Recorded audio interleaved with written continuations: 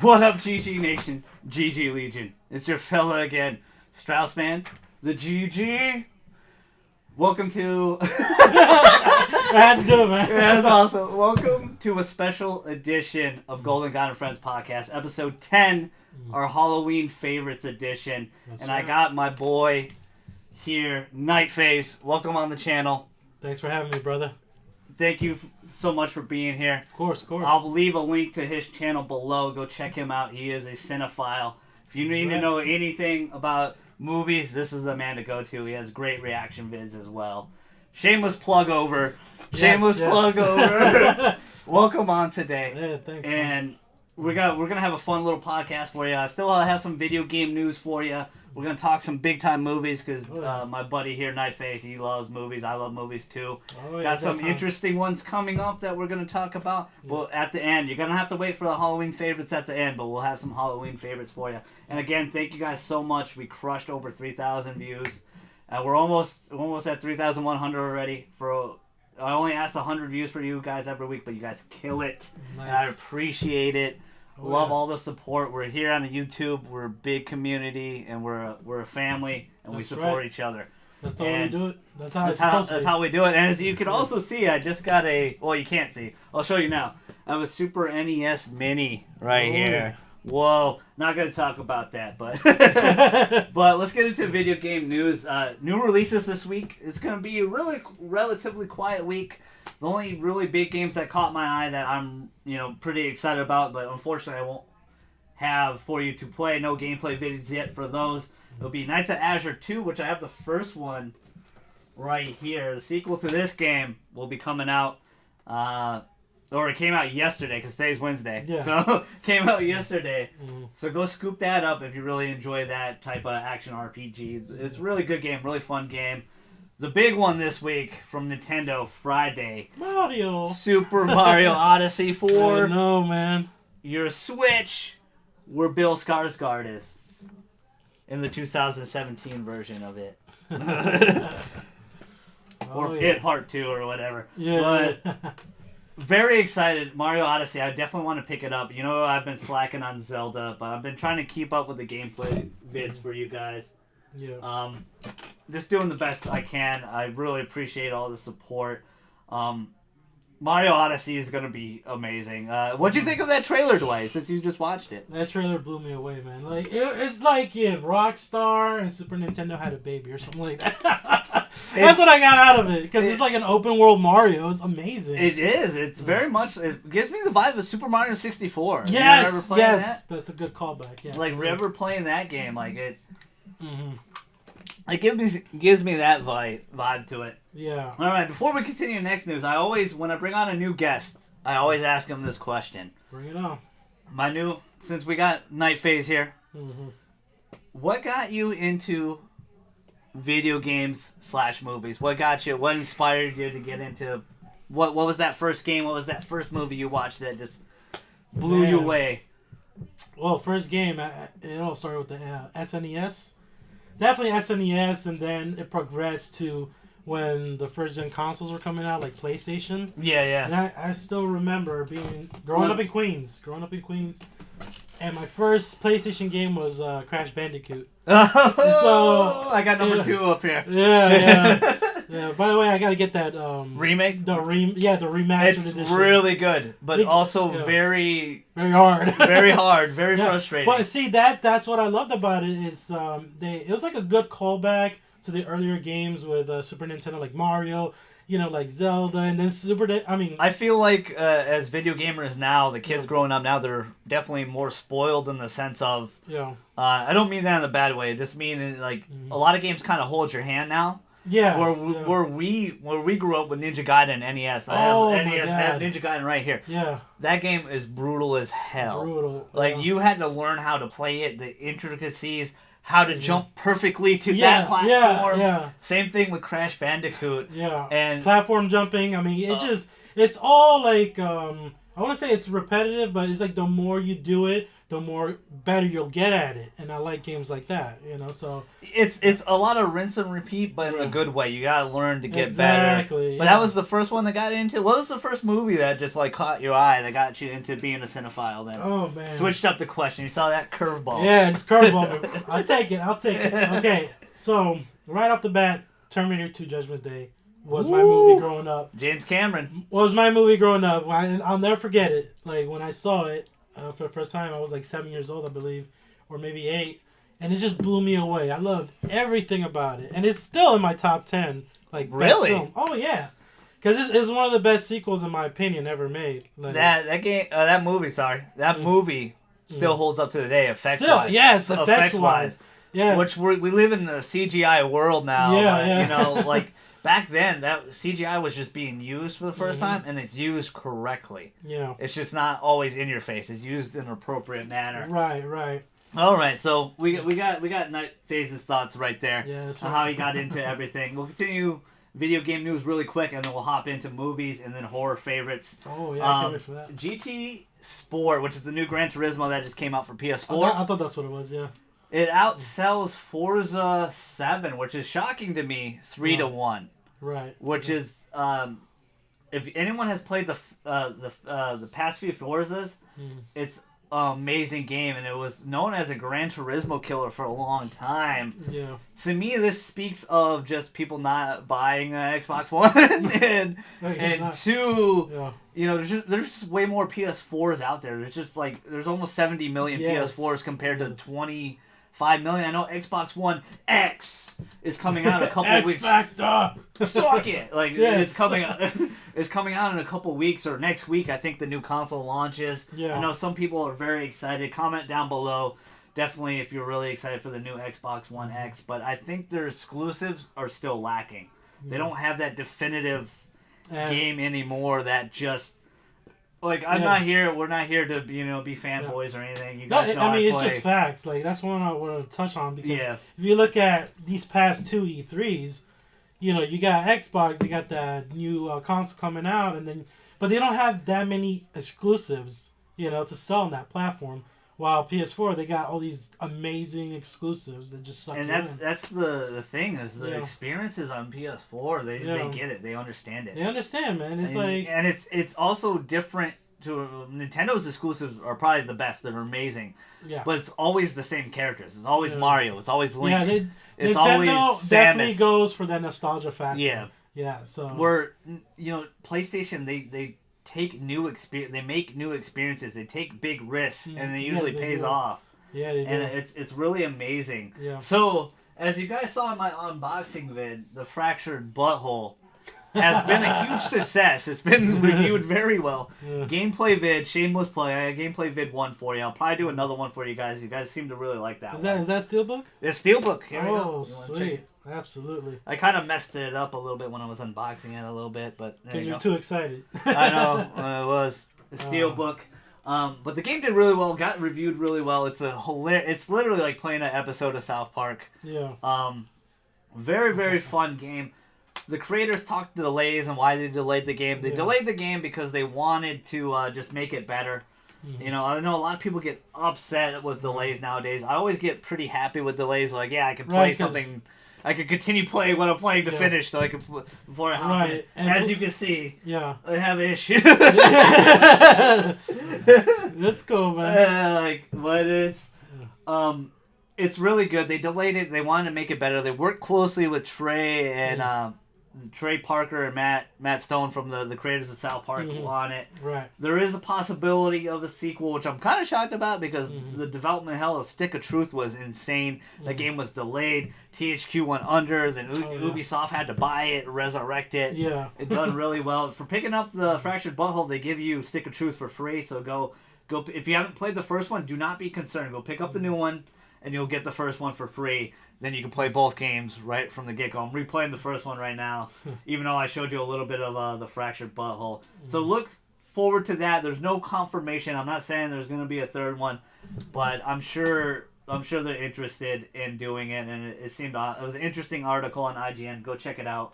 And the final gaming news we'll talk about today is pretty big. is Injustice 2 coming on to PC, and honestly, nice. I think there's a beta out right now today. Oh, is there? Really? On Steam, so go check that out. I hope they put a lot of love and support into the Injustice, because Mortal Kombat X on PC was terrible. It was very bad. Yeah. A lot of people think the PC community is dying, but no, they just buy their games from Steam. That's why you don't see them in stores. Exactly. That's why you don't see PC games in stores, because it's all on Steam. It's all digitally for you. They're one of the first major platforms. I know you heard me tell you guys that before, of accepting digital. Yeah. Accepting digital, and you getting games $1, $2, $3. It's amazing.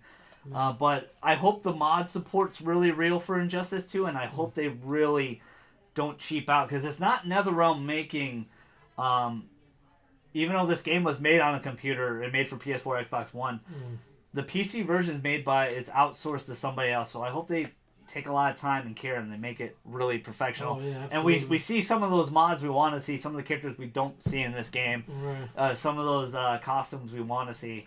Yeah, maybe they could mod in Spawn. Have you played this yet? No, I haven't, but I played the first one. I love the first one.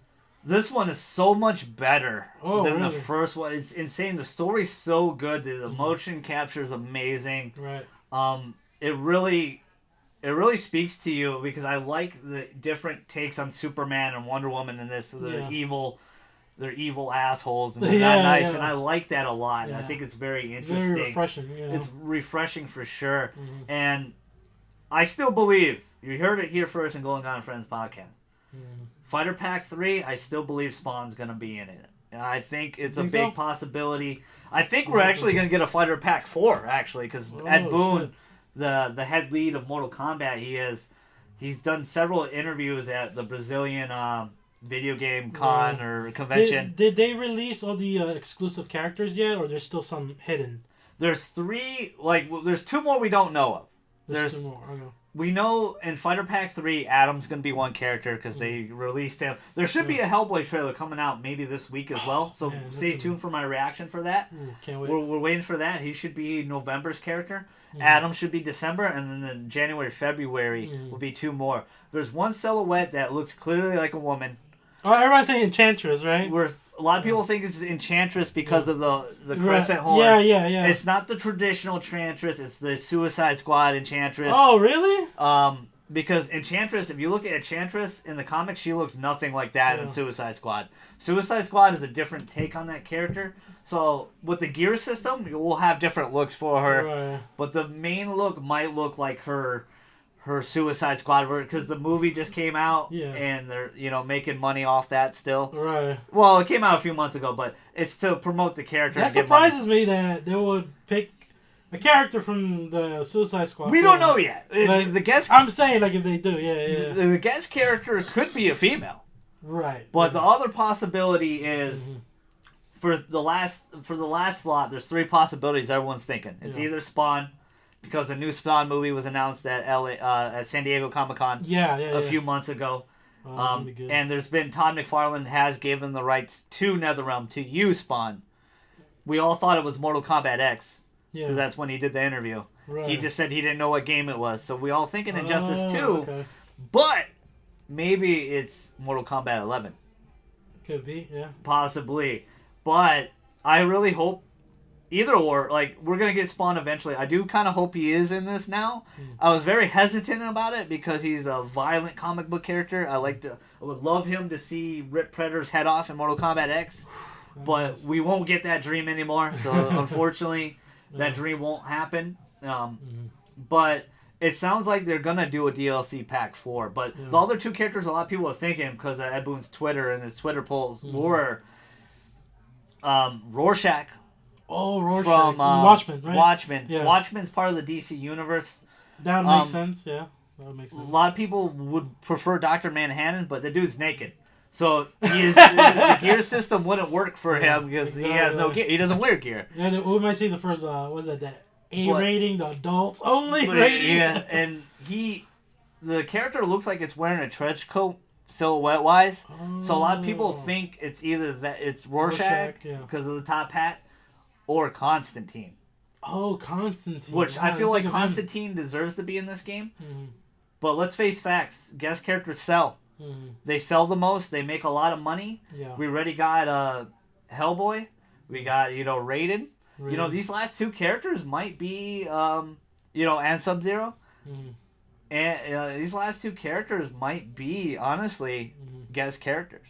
Yeah. A lot of people are making the assumption. It's an interesting. You're doing a great job, NetherRealms. We're all, as a community, we're all speculating. We're all speculating. Yeah. We're all fighting for it and seeing who it's going to be. And it's exciting. Yeah. A lot of people are not very hyped for Adam. I think Adam looks like his fighting style looks awesome. His costume looks pretty lame, but with the gear system, he'll get cooler gear. You can make him look cool. Yeah. I'm honestly hoping for Spawn. That's my prediction, Spawn. And I do feel like Rorschach will be in this game.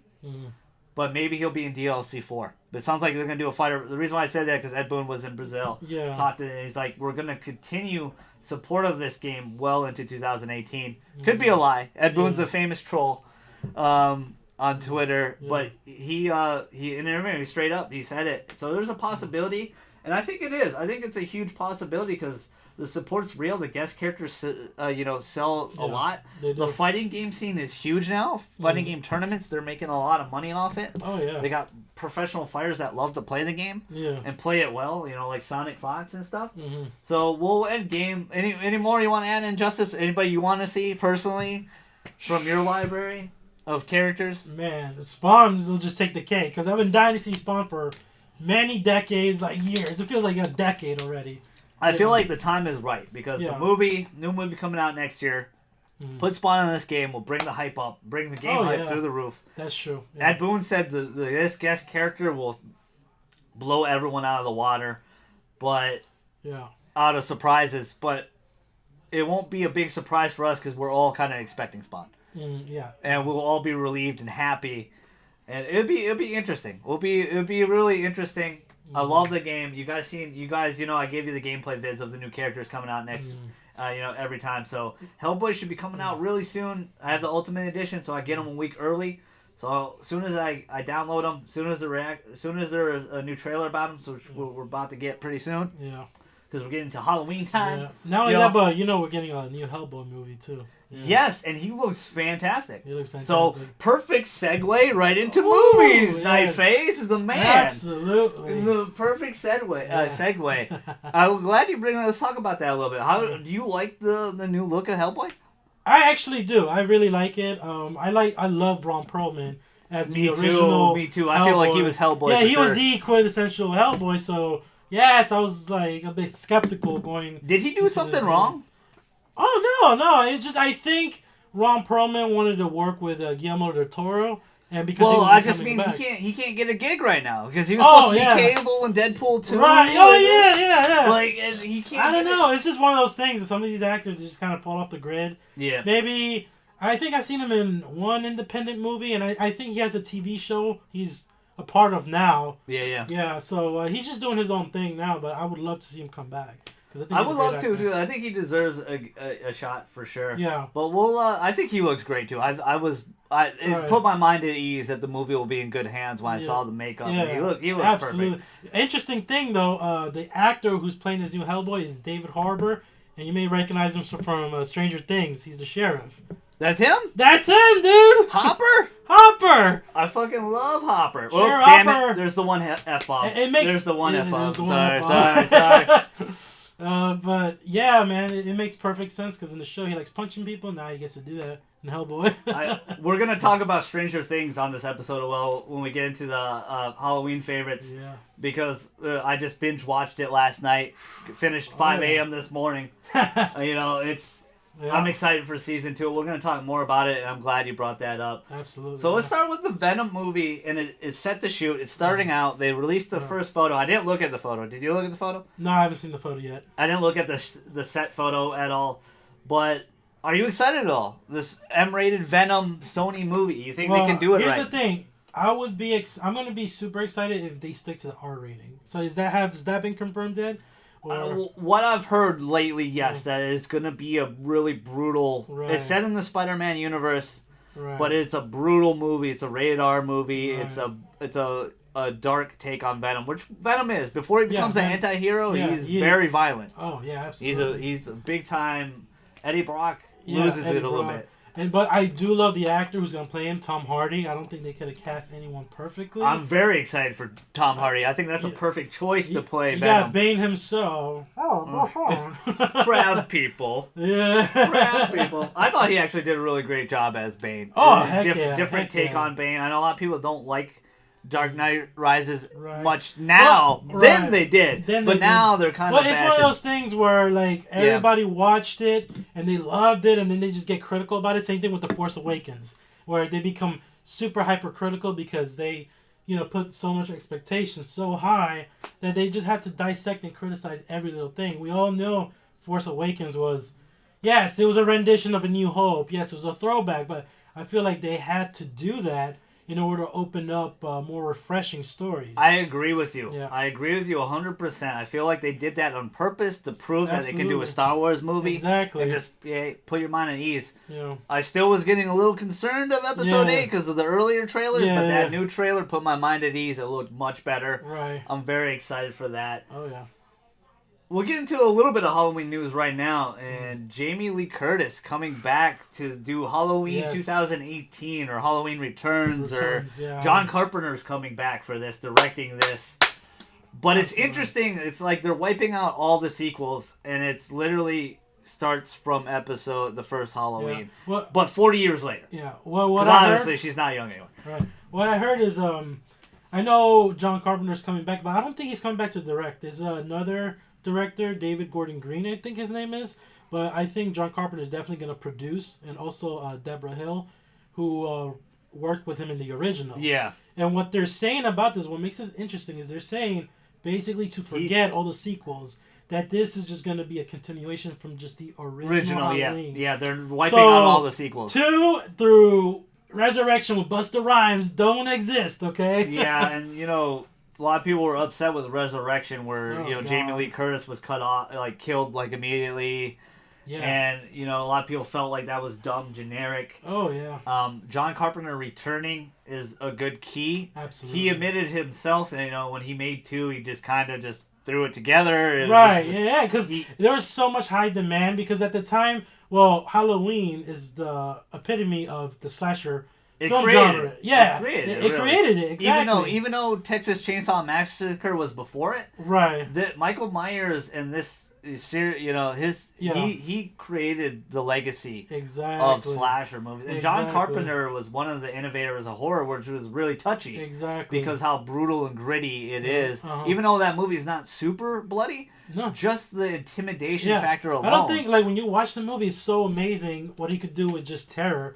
That's all it was, just pure terror, pure fear. It didn't rely on gore or so much blood or anything like that. All the movie was about was building suspense, and it was a simple premise. When you see the interviews with John Carpenter, he admitted himself it was a job for hire, but he put his passion into that, so he made it his own thing. This is just a job for hire. We need you, basically the studio pitched to him, we need you to make a Halloween film set in Halloween with just a killer killing babysitters. That's it. That's what he was hired to do. It's just the way he executed it. All right, so William Shatner mask was painted on. Exactly, yeah. Which is the interesting thing. That's what it was. It was a William Shatner mask. That's what he said. But how do you feel? Do you feel like some of the news lately was very hype, and then a lot of people are feeling really dissuaded about the Halloween Returns because of some of the things they said, like what the writer said, that it's going to be... Right. 40 years later, they're getting rid of all the sequels.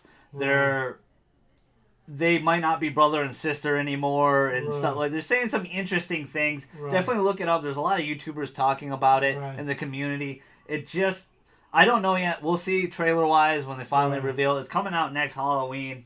It is being done. Maybe she will get what would you want to see from a return of all these great, Jamie Lee Curtis, the Scream Queen. Yeah. OG, baby. OG, baby.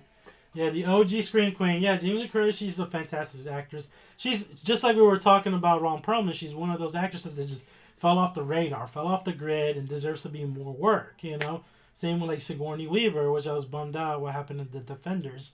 they're gonna say what happened if you haven't seen it, but you know, like, so what I want to see with this new Halloween is basically, I don't want it to be a rinse and repeat formula. I don't want it to be like too supernatural where, you know, they empty a whole magazine on Michael Myers and he just keeps on coming.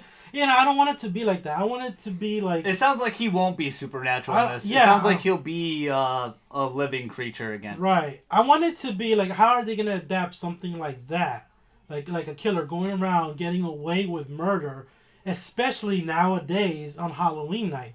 That's what I want. I hope they really think about this. You know, because it's not like easy that you go to any house and just...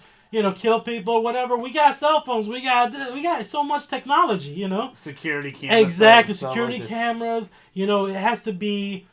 this is what I want. Go ahead. Well, go ahead. Continue. Just be careful because the mic catches, like... Oh, okay. Well, what I want to say is, you seen Scream, right? Everyone, like, Scream was very much a reimagining in Halloween in a lot of ways. Like... But it brought, you know, serial killers back. It was really good. Then it kind of got, like, sequelitis to death. Yeah, it did. But everything does now. Yeah, it does. But the fascinating thing about Scream is when you watch Scream for the first time, it's like you're impressed because the serial killer, the killer in that film is very smart. He knows the layout of the house. Yes. He talks to them on a cell phone. That's kind of... Or a regular, it's a landline. Yeah, or a landline. It was 99, I think. It was 99. Yeah, but like that's kind of like I want to see like a very smart, calculating killer. He doesn't have to say anything like Michael Myers, or he doesn't have to be supernatural. Just bring something very refreshing to the table. I hope they do. It's interesting. John Carpenter is great though. Usually a lot of his work is really, really good. I know he probably hasn't done much lately in horror and stuff. He's been in the background just producing and stuff like that. But he's a legend. But I feel like he is. He's one of the legends. So is Wes Craven. I feel like a lot of days we rely too much on CGI, and a lot of these Halloween movies in the past, just practical effects. It was just amazing. Just not even just amazing shooting. Yeah, you know, angles. Angles. You know, just terror in the right way, and I feel like we need to go back to that a little bit and be a little... I know we live in an age of remakes, reimaginings, and stuff, but they've been doing it right. Like, I was very impressed with it. Like, they handled that movie perfectly, so we'll see. We'll see going on, because I know eventually they'll bring, you know, Nightmare on Elm Street back, they'll bring Friday the 13th back, but I want to see them come back and be better than ever. Absolutely. Alright, so... you saw, like, my boy Nightface here has a reaction video as well for Justice League. And I have mine too. Go check those out. It's going to be surprisingly, it's going to be the shortest movie out of all the DCU universe. Which is really interesting. So it's going to be a little bit of 2 hours long. That's what I heard. It's 121 minutes, so it's not, 2 hours and like 20 minutes or something. Right. It's going to be a lot shorter than Batman vs. Superman. I think... What do you think? What do you think? I think that was intentional to cut the running time. I think eventually there's going to be like... You think that was Josh Whedon's work, though? I think it was. I think the studios probably pitched him the idea of cutting this short. I don't know how this is going to affect the film. But we all seen Batman vs. Superman. And, we all to see the extended cut to kind of... I bought it. Yeah. To kind of, just to kind of make sense of the plot holes, because that movie had a lot of plot holes. Honestly, even with the 30 extra minutes, it just... Yeah, it didn't help at all. It didn't help the movie at all. And I'm not speaking like just because I'm a Marvel fanboy or whatever like that. People need to acknowledge like what's a good movie. I love both too. I'm more of a Marvel fan, but I really, Deadpool shirt. But I love DC as well, and I want them to do right. And Wonder Woman was amazing. Right. Yes. Was an amazing movie, but I just feel like they're gonna take like 7 steps backwards with Justice League, even with Josh Whedon. Yeah. And the thing that also people need to keep in mind is, you familiar with what an embargo is? Basically, an embargo. You can't review things early and stuff like that. They basically announced that they're not gonna have the embargo lifted a day before Justice League comes out. So we're not gonna get no early reviews, and that's very troublesome. That worries me a lot, because they did the same thing with BVS when that came out. They didn't release the embargo. So it took a while. Yeah. Sorry. You're fine. I know you're passionate. Yeah. It's just the mic picks up. Yeah. Like I'm loud too, man. I'm not welcome in libraries. Everyone knows that. Yeah. That can be troublesome, but I wouldn't read too much into that, just honestly, because they just don't know. Like, it's gonna sell anyway. People are gonna go. This is the first time ever Justice League's on. We're gonna go. Like, let's be out. We're gonna be there. Yeah. And I'll have a spoiler cast on that as well. But I'm just hoping. I'm hoping it does well. There's big concerns for me, like with Flash, as you saw in my reaction video. I don't like Flash as much as in that, but we'll see. We'll see. we'll see how it goes. Yeah. Like, I like Ben Affleck. I like Jason Momoa. Yeah, like I got Gal Gadot. I like her a lot too. She's perfect. I was very concerned about her being Wonder Woman, but she knocked it out of the park. She was awesome. So, what are your thoughts on this other big time November movie? It's the beginning of November. I think it's next week actually. Thor Ragnarok. Got really good reviews so far. Yeah. What are your thoughts and concerns? My thoughts is like this was probably going to be the best Thor movie, I believe. A lot of people don't like the other two as much. I always liked them, but I can understand they're not the best Thor movies. Yeah, like that Thor to me is like the weakest. In the MCU. This is my opinion. His solo movies, his solo movies. Yeah. I mean, I like the character when he's interacting with Chris the Avengers. Hemsworth is amazing. He's perfect as Thor. He's perfect as Thor. He looks it, he acts it, he makes it funny. Yeah, he does. He does. But that's my only concern. The use of humor. I feel like lately, and the MCU films have been just forcing this humor a lot, like constantly. Too much for you? Yeah. To me, I'm a comedy guy, so I like humor. Right. I'm big time into humor. But this is definitely a buddy road trip movie for sure with Thor and Hulk, and then they're gonna have Hela's gonna be a great villain, I think, and they're gonna have Loki with them as well. Right. And then they're gonna visit Doctor Strange a little bit as well in this movie. So I don't mind the humor, but the thing that worries me is because this is the MCU has been building to Infinity War. That's all it's been building upon to Infinity War, and we know that's going to be monumental. We know characters are probably gonna die, so that's what I'm worried about the most. Are they just gonna handle that? I'm kind of worried about Infinity War in that sense because I believe they're just going to do the time trick and bring everybody back live. Yeah. Like for once, like I love everything Marvel's been putting out, but they need to take some risks. Like Fox, like how they took risk with their Marvel properties with Deadpool, Logan, and now we're getting the New Mutants, which is a horror movie. It definitely looks very horror inspired. Yeah, it definitely does. That's what I like. I feel like they shouldn't. Like they have the fans. They have us no matter what they do at this point. So I feel with that notion, they can take some high risks. They can take some, liberties and take these characters. I think you're gonna see more of that in Infinity War for sure. Yeah. The two parts of Infinity War because it's gonna be split into two. In sense, it's not completely split into two in movie titles anymore, but it's basically two separate movies still because of. They're gonna do like Avengers 4 or whatever. Yeah, it's funny. I was talking about that on the comment section during one of these Thor Ragnarok videos, and I gave out basically an outline, my prediction of the Infinity War, what I want to see. Basically, I think Vision is gonna die. Everyone's saying Vision's gonna die. He's gonna be the first one to die. Well, he has to because the gauntlet. He has the stone, so we know he's gonna die. But he'll probably stay dead. Yeah, he'll stay dead, I think. Like, out of the major four, who are they going to touch? Okay, the major four, I think... Which the major four for us, anyway. For my major four, what's your major four? It's Captain America, Iron Man, Spider-Man, and... not Ant-Man, I'm sorry, Star-Lord? Star-Lord, yeah. That's my major four. Out of those three, I think Star-Lord, Iron Man...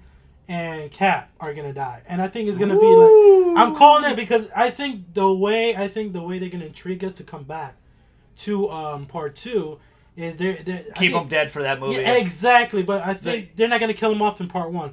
I feel like it's gonna lead up to them battling Thanos, and Iron Man's gonna be the first one to be killed, and once he gets killed, they're just gonna end it right there to just get us hooked. Like what the heck. And the Avengers shocked, and then when they come back, we'll see the rest of the characters like Like we'll see probably Cap sacrificing himself so they can get away, and then probably that's when Doctor Strange comes in. Well, you think they'll stay dead though? You think because basically that's what they're waiting for Bucky. Bucky's frozen to be the new Captain America. What would be interesting is if Doctor Strange could bring him back, but he says he cannot because of a paradox. Like if he brings him back, it'd be like some kind of Flashpoint situation where like if that does happen, they'll just change everything. Like I don't know, he died like 100 times in his movie. Right. but you know what I mean? Like I want there to be some consequences to that. If you I think so. I think they're gonna kill. I think some people are gonna stay dead. I think Vision's gonna stay dead. I think they'll kill off a lot of the minor ones. I think Iron Man might stay dead, and I'm saying that because Hawkeye. Hawkeye's been foreshadowed to die. I think Hawkeye will eventually die. Hawkeye's definitely gonna die. I think they're gonna kill off a lot of I think Black Widow's gonna die too. Ooh, interesting. Yeah, Black Widow, she's gonna die. But I feel like Iron Man will remain dead because keep in mind this is Robert Downey Jr.'s last contract. Is Infinity War? Is actually Infinity War. Yeah, but they always say that. But he always comes back. They could renegotiate and get him for more movies if they wanted because he's really resurrected his career the last 10 years. And it started with him too. And it started with him, and he's like the Godfather. It's just up to him if he really wants to play. Chris Evans has expressed that he is getting a little tired, but he still has also expressed that he would love to stay part of it because he's really intrigued of the story and where it's going because it's been 10 years building up to this war. Yeah. But basically that's what they're saving Bucky for is It'll be interesting since I know the Gauntlet possesses the power to basically do anything. Yeah. It'd be interesting if he makes Thor like mortal and then Hulk loses his gamma radiation by that. By being exposed to the Gauntlet. Yeah. I just feel like that would be interesting. You don't have to kill off those characters. They could suffer by that alone, by losing their powers, because Thor being grounded to immortal, and then Hulk losing his powers. We're gonna see a little bit of that in Thor Ragnarok though, because he loses his hammer. Yeah. Like he's gonna lose his hammer. He's gonna lose his home for a long time. His power is gonna be gone. He's gonna be a gladiator. Yeah. But I think that movie's gonna be really good. I feel like Marvel. I feel like Marvel just hits everything out of the park lately, and even with things that are concerning, they still just nail it perfectly. Right, it's definitely gonna be a very enjoyable. I was very concerned. Spider-Man's my favorite. Right. Like Wolverine and Spider-Man are my two favorite characters of all time. Oh, nice. And when they hired Tom Holland, I was so concerned. Yeah, because he was just a fresh kid off the block. When I didn't see him in anything. I was really concerned, but he is totally. Not only is he Peter Parker, he's Spider-Man. Oh, yeah. He knocked it out of the park. Where, Toby's a good Peter Parker, but he's not a good Spider-Man. And then, Andrew's a good, Spider-Man, but he's not a good Peter Parker. I hated the Amazing Spider-Man movies. I hated them. I actually enjoyed that. I liked that they finally did the Gwen Stacy scene. That was cool. It took a lot of guts. It took a lot of guts to do that. See, that movie would have been so good if they... I feel bad for Andrew, though, because he signed for 6 movies. And he did? Yeah, and then, Marvel and Sony did this negotiation, and, they gave him the pink slip. See, that's the problem with any movie in general, when the studio has interference with something. Because when you watch Amazing Spider-Man 2, you clearly see they were building up to, Sinister Six, Venom, all this, and you had the death of Gwen Stacy, you had all this. And they're still doing Venom. Yeah, they're still doing Venom, right. Like we talked about earlier, they are still doing Venom. Right. Yeah. Venom's still going to happen, so it's interesting that will be its own grounded movie still. And I think that's the way to go. I think it is, and I don't think Sony was interfering. I think they just knew. They knew deep down that Marvel deserved to have this. Oh yeah. And they're making a lot of money too because their name's on it. Exactly. Homecoming made buku bucks. Oh yeah. I know it's not still topping. That was the smartest move for Sony to do. But it was the smart move for them to do, and it's interesting because their contract's up after Homecoming 2. But I guarantee they redo it. I guarantee they redo that. They're like, ASAP. Yep. Whoop. Yep. Done. It's gonna be really interesting. November's really gonna be fun because of Justice League, and because Justice League's last, right? Yeah. And then the beginning is Thor Ragnarok. So Thor is the first week, and then next week is I I mean, a few weeks after is Justice League. Right. So it'll be interesting. 2 big superhero movies. And then we have to wait till Black Panther? Yeah, February. Black Panther, and that movie looks good. That looks really kill good. That trailer just it blew me away. It blew me away, yeah. And the other I wish I knew more of Black Panther's lore because I know him. Yeah, I know what his lore is and stuff, but I don't know his homies as well. So I'm hoping we get a nice and it looks like we are. It looks like we're gonna get a real nice introduction. That's to his the one homies. I'm so excited for. Like you said, I don't know too much of his lore, but when they introduced him in Civil War, he was so captivating as a character. I like his story arc. Yeah. That he was on this. And he was introduced well. He was introduced so well. Same thing with Spider-Man. Same thing with everybody. That was a big movie, and they juggled everybody well. That's one of the rare occasions where everybody was in it, but they handled everybody's stories. The only person that they probably didn't handle well enough was Hawkeye, because he's just yeah, I'm here. Oh yeah. He just showed up. He's like, weren't you retired last time we saw you? Yeah, hey, Clint. Yeah, Clint. Yeah. That was funny, and it's really amazing, and that's what I liked about Homecoming, because we already know Ben's dead. Uncle Ben's exactly. dead. We don't need the same rehash. We don't need that. And it's just him, and they handled it perfectly. They just handled it, very well. I was going to ask you about Spider-Man Homecoming. What did you think about the new characters they're interpreting, like MJ, and then that Flash Thompson? Is played by the Indian kid. He's Flash Thompson. Yeah. And then MJ is played by Zendaya or whatever. Yeah, I thought they did a really good job hiding her name until the end. Yeah. Whereas MJ, I really warmed up to her. Right. I really warmed up. At first, I was like, okay, why is she so mean to him? Why is she so mean? Because I knew the girl he was dating or was trying to date. That was a nice, interesting twist too, with her dad being. Oh, I love Vulture. That. I love that twist. And Vulture. And the OG Batman, he is amazing as Vulture. Yeah. Michael Keaton. Michael Keaton's the man. I just love where he's just like, I will kill you. Yeah.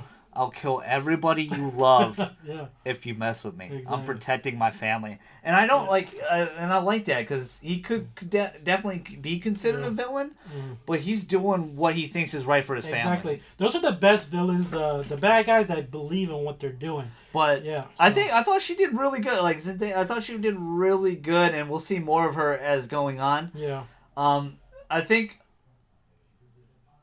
I think it was a little too PC with everybody. Everybody has to be a different race. No, not everybody has to be. Well, that's what Marvel is they're trying to do that. I appreciate the diversity. And I'm okay with it. I felt like everybody did well. For example, Thor Ragnarok, the Valkyrie is played by Tessa Thompson. Yeah. Right, yeah. And then in the comics you see she's this white Viking woman, and it's what the heck? It's a little too PC sometimes, but I think they do it right. Wonder Woman handled the PC well, with the women's rights. They talked it, they mentioned it, and they just went past it. You know? Yeah, exactly. They touched on briefly. They didn't. It wasn't a distraction of the movie or anything. It didn't hinder her character. Yeah. They handled it right. It's the first time ever DC has just handled that right. Exactly. Where this, I feel like they're doing it right. I feel like they did a great job with all the kids. I liked all the kids. The kids were good. Mm-hmm. I actually really liked his buddy Sam the most, though. Sam seemed really Oh yeah. He just the sidekick, the hacker. Yeah. What are you looking at? Porn. Porn. I like him a lot. I liked everything. I think she'll be a new interesting MJ. Mm-hmm. Another fascinating thing. It's a little interesting. I think it's okay. I think it works for this universe, this movie. They said they're trying to do things differently. And I feel like they didn't shove it. If they kept shoving it down our throat, right? And they didn't. They were just characters. They were just playing out, and they were really likable. If they weren't likable, then I'd have a little. Yeah, then the movie wouldn't have worked. Yeah. Yeah, but they were very likable, no matter what their color was or anything like that. Yeah. But I think we need to stay a little away from that too much in this PC world. A little bit PC principle hanging around everywhere. Yeah. But it's a different time. Everybody's super sensitive nowadays and stuff like that. Right. And this is coming from a mutt. Just saying, but it's just. No, I agree. But I felt like they didn't shove it down our throats. If Wonder Woman, if Wonder Woman spent 40 minutes talking about women's rights, then I'd be like.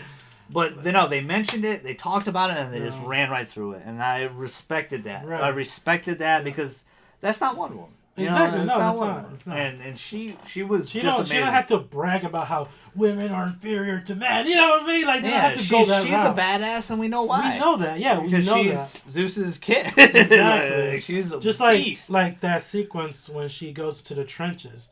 You know, she just went and did it. She didn't go like, "Well, I'm gonna go because I'm better than all you guys. You guys are a bunch of pussies." She did it because she thought it was right, and Exactly. I liked that. And I liked the fact that she even discovered love a little bit. They let her do that a little bit. That was cool, They didn't shy away from that. They just let you see it and know it, and then you kind of you just because that movie's 100 years ago. You know, yeah. So, and she has aged well.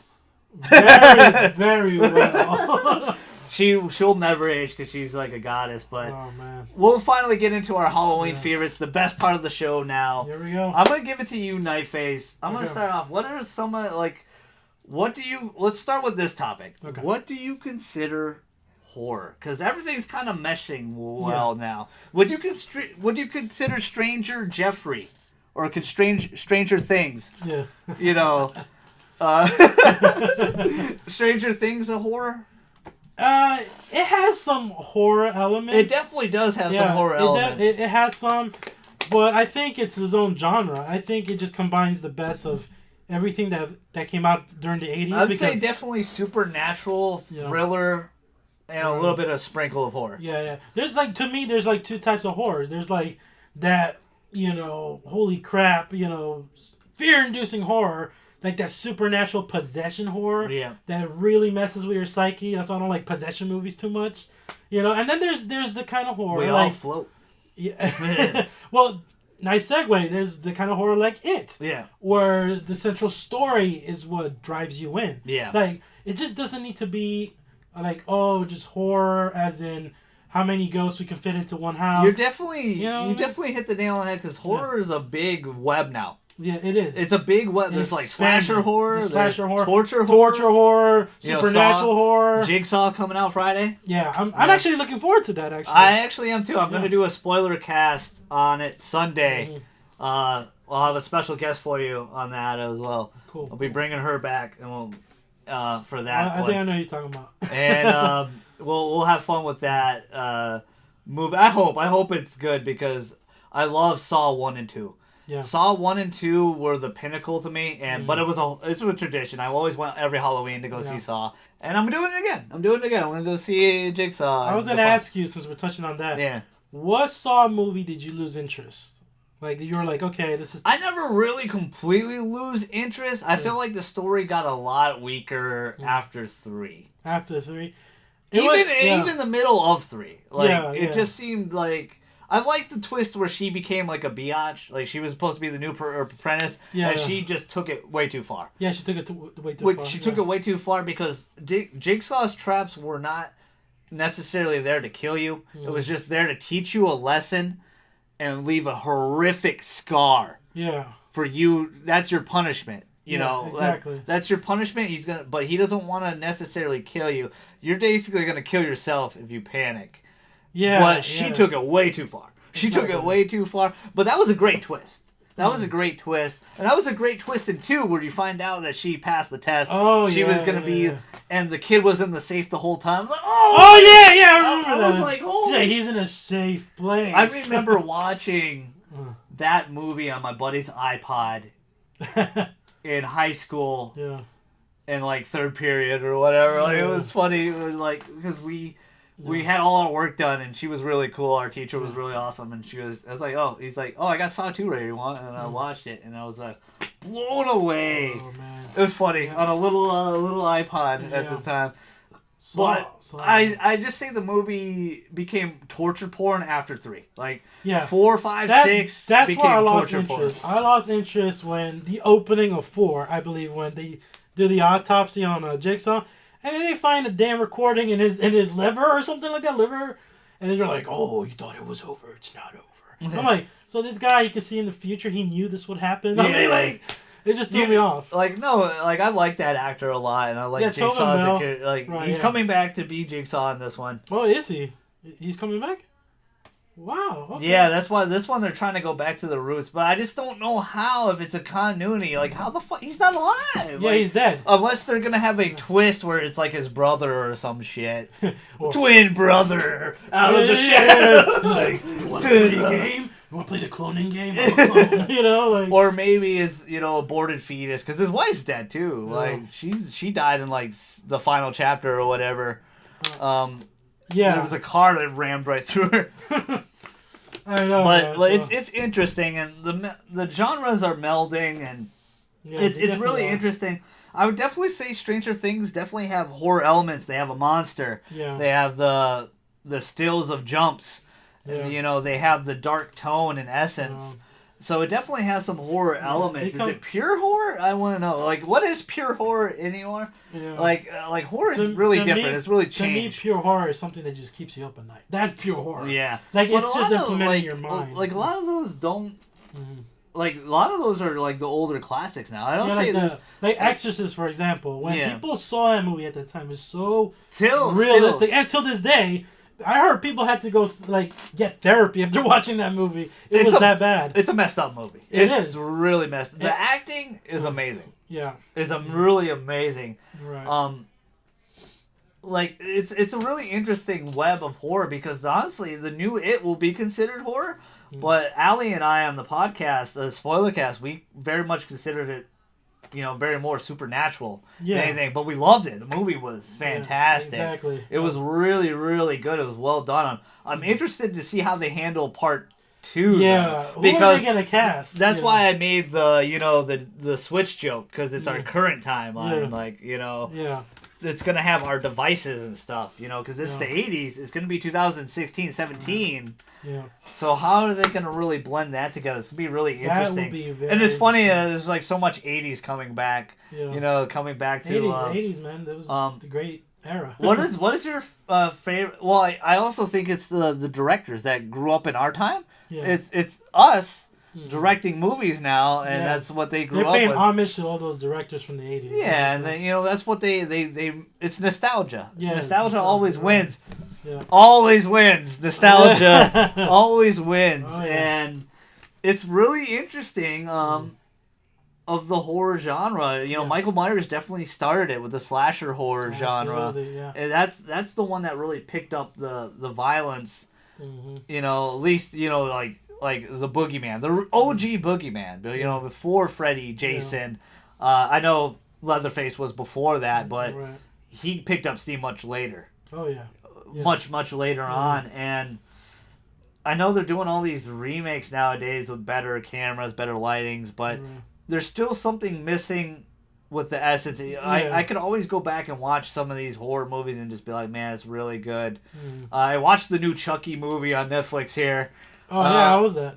Actually, I thought it was going to be, like, stupid, but it's actually really good. No, it's not amazing. It's not like, don't get me wrong, I'm sorry. It's not an amazing movie, but it's good. It's good for what it does. I had a lot of fun with it, and my expectations were so low that I actually really enjoyed it. Okay. And I'm not saying it's awful. It's not a god-awful movie, but it's a good movie. It's good. It's just not the most amazing horror movie ever.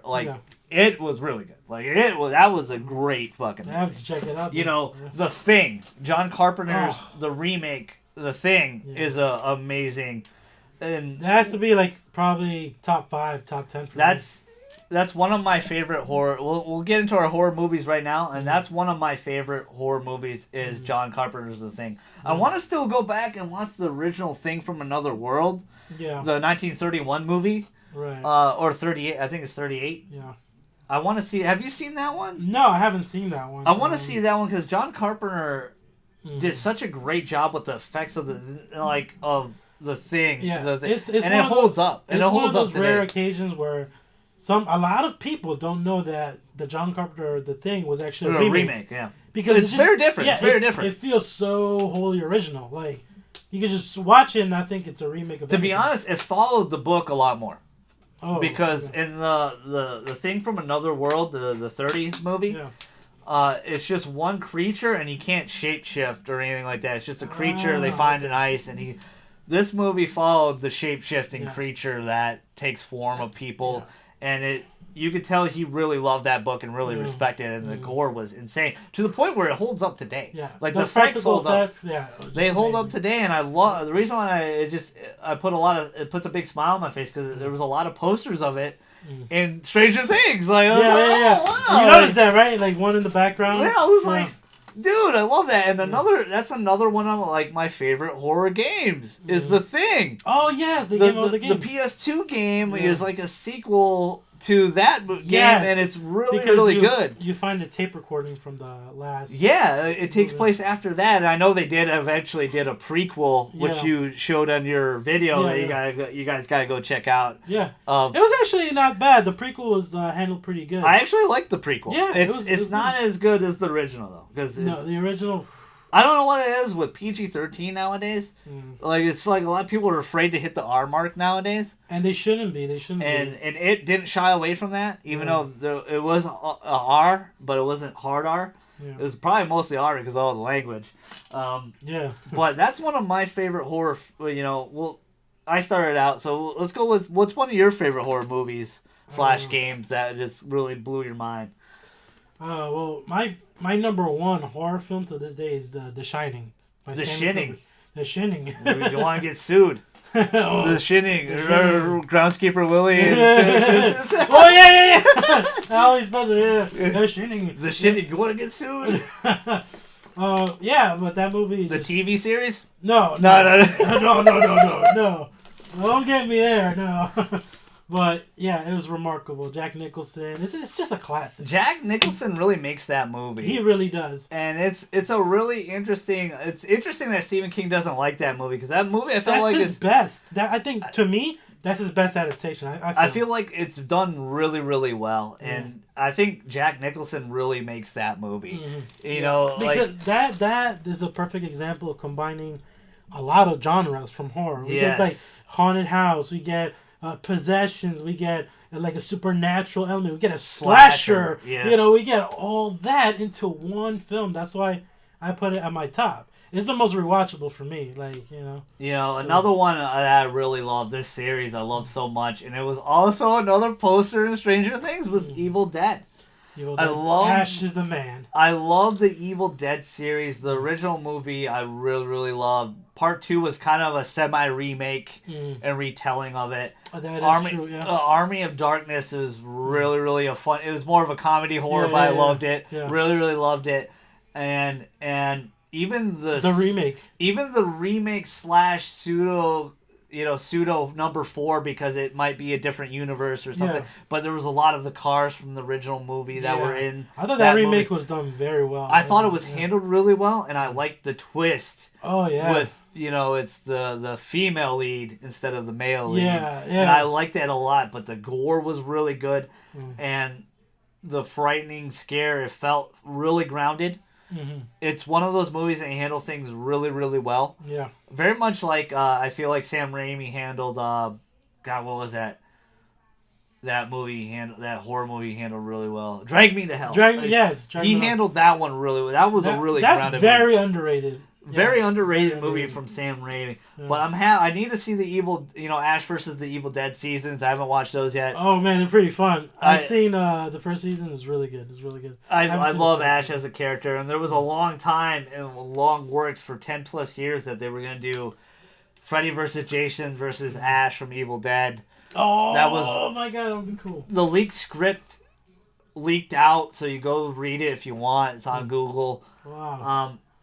They had major talks about it. Didn't actually happen, obviously. I still think we're going to get a Freddy vs. Jason 2 eventually. But the Evil Dead series is one of those horror staples that I really love next to The Thing. Like, it just brings a big... So iconic. I have such a... More of a... When I was so much younger, I had, I was very frightful of horror, obviously. So, but I have such more of a appreciation of horror now. I just don't get scared as much as I used to. I just really enjoy it now. Yeah. Maybe it's the sickness within me. The sickness in me. But Thing, I love The Evil Dead series of its campiness, its horrorness. Yeah. Cabin in the Woods is another favorite. Oh man, that's great. That's another favorite horror, like where it's a nice spin where they purposely set these kids up. Yeah. They're all watching them like it's a reality television show. Or something. It's an interesting twist. That's another fun horror favorite for me. What's some others for you? Let's continue on the list here. Oh man. What else? Evil Dead is a great series. It is, man. I love like you said, Ash is killer, bro. You know another underrated movie I want to touch on. Yeah, as a remake is The Fly. Have you seen the Fly with?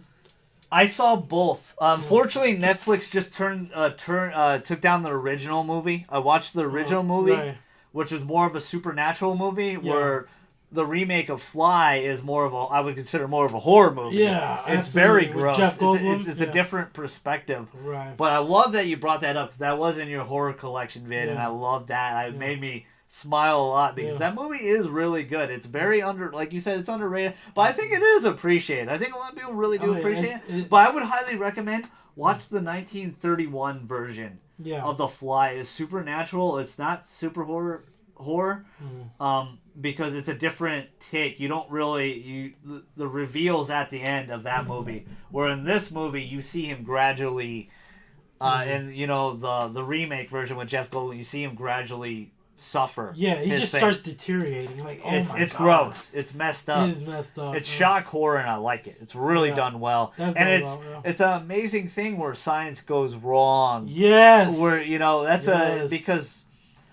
because that could be a real thing. Yeah, scientists do some weird shit. Like they're trying to do all the whole cloning thing. Anything could go wrong. Anything can go wrong with science and DNA and matter and just mixing things that you shouldn't mix. It's just like the horror and the gore all paid off in the end because I think, as shocking and disgusting as the movie is, it has one of the most beautiful endings.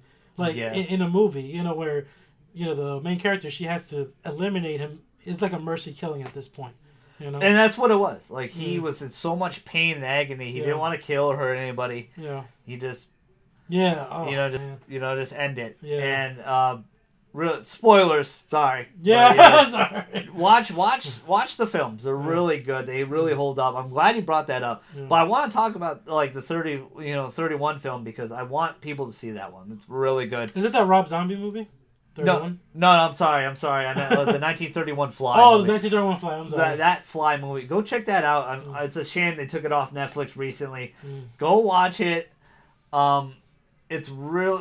Go find it somewhere. Go watch it. Yeah. It's probably even on YouTube because it's a sense thriller. It should be there. It's really, really well. I want you to watch it as well. I think you would appreciate it well because it's a nice take on it. And it's like you said with the Jeff Goldblum one. That was a beautiful remake in the sense that it was just very different. Yeah. It captures a very different tone than this one. Exactly. You see the suffering in this one. Mm-hmm. And the Jeff Goldblum one. I like that. That's a really good one to bring up.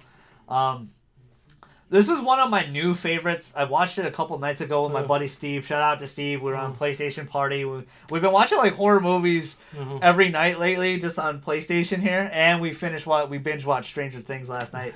Cool. But shout out to you, Steve-O. Steve-O. It's gonna be this one is it's a comedy horror, but it's super funny. It's because comedy is my favorite genre. Yeah. I'm a sucker for rom-coms apparently. All the I guess romantic comedies hit me in the spot because I go back and I watch a lot of my movies. I'm like, oh shit, these are total rom-coms. Every Adam Sandler movie that I loved when I was growing up, like Waterboy and everything. Animal, Rod Schneider, it's all rom-coms. They're all romantic comedies. I never really realized that as a kid. I realize it now as an adult. But it's Dale and Tucker versus Evil. I heard of that movie, yeah. It's on Netflix still. Go watch it. It's an amazing horror comedy about misjudgment. Because a lot of people are very judgmental in the world. Yeah. And it's a great movie on perspective. Sorry, wow, can't talk. It's a great movie on perspective and viewing people in the first impressions, first impressions. Yeah. And it's so handled so well. It's shot so beautifully. And the college kids are stupid and hilarious in this movie. Yeah. And Tucker and Dale, they go through a lot of BS together. They are. It's been. I know that movie's 2010, but they're still trying to make a sequel to that movie, which is really great. And it's a great movie about, like I said, perspective and judgment and being judgmental. I highly suggest watching it. It's one of my new favorites on Netflix. It's still on Netflix. Steve and I watched it, and we were laughing our ass off from beginning to end. And it's handled so well. It has some pretty good gore in it because the kids are dumb. Yeah. But it's all about being judgmental, and I highly recommend being non-judgmental. Yeah, just in life. Just go in there with just pure fun mind. Well, just in life in general. Don't be judgmental. Don't judge a book by its cover, and that's what that movie really teaches you. Yeah. Because it really makes you judge people for the wrong reasons. Right. And it's interesting because Tucker and Dale, they go through a lot of stuff. Amazing movie. What's your next one, buddy? Actually, I want to touch on horror video games. Yeah, let's go ahead. Let's touch on some more horror. The first one I can think of that just scared the living crap out of me playing it was the Silent Hill games. Woo! Silent Hill, oh my god. Silent Hill 2. Yes, Silent Hill 2 in particular. That one. It's such an amazing game, and the funny thing is, I got at the end of Stranger Things, I got a total Silent Hill 2 vibe. Yes, yeah, with the other side. Yeah, the upside down. Right? Yeah. Totally Silent Hill, and Silent Hill is an amazing series. 2 is really good. A lot of people don't like this one, but I liked it a lot. Was Silent Hill 3. I loved it. Yeah, I loved it. That was good. You know, the female protagonist, what she goes through, because that haunted world, that sick, disgusting feeling, waking up in that bloody bathtub.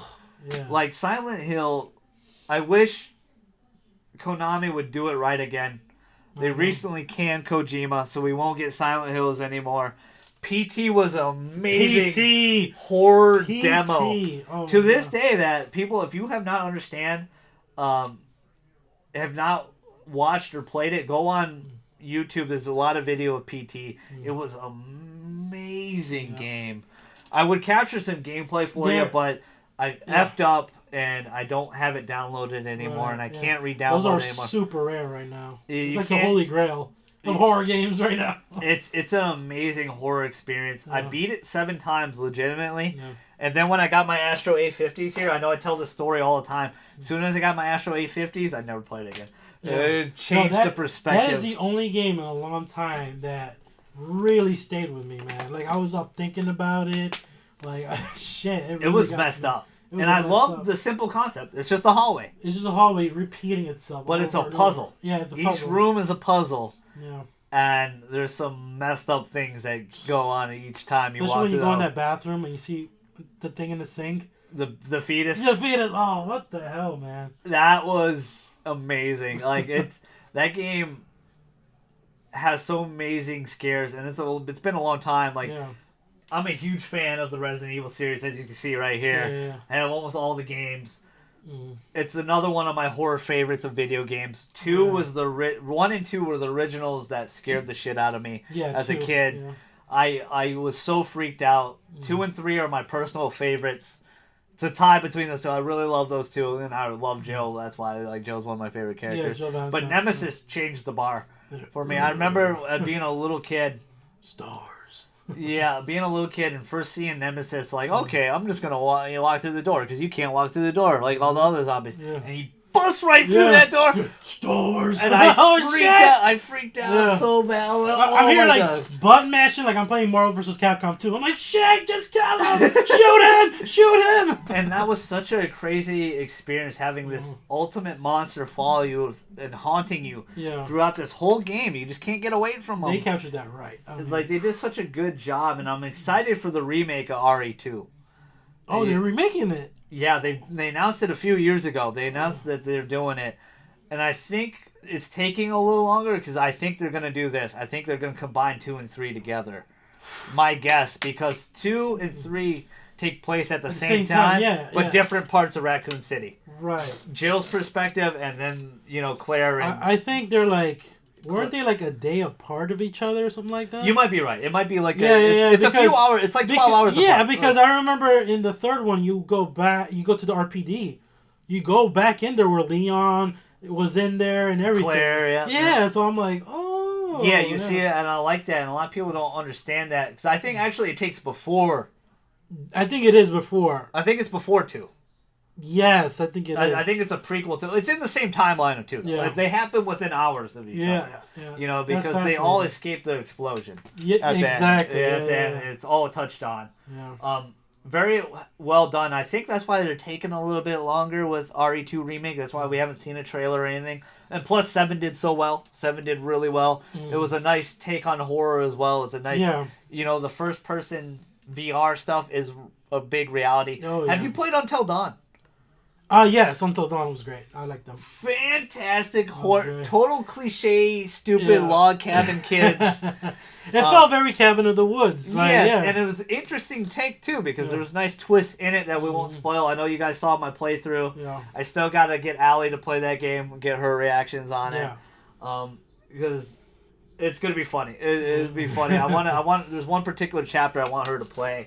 And see how that goes. It's crazy. I like games like that they utilize that decision making. It has different endings. Different consequences. Did you kill anybody? I killed that one. What was that? That one annoying girl. What was her name? Emily.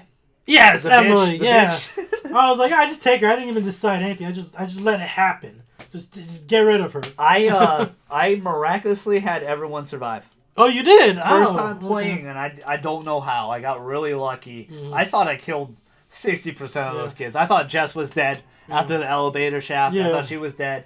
I thought Emily was dead when she fell off. You know, like I thought I killed off a whole bunch of people. I didn't. I got lucky. I got really lucky on that. That's an amazing Halloween favorite. Another game you got? You can think about. Okay, RE. You got Silent Hill.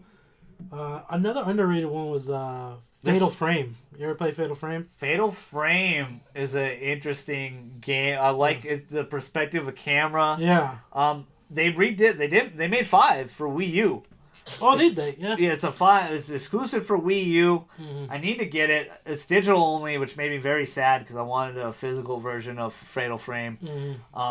And that one I heard was pretty good. Not as good as the other ones. Like Fatal Frame 1 and 2, a lot of people really like.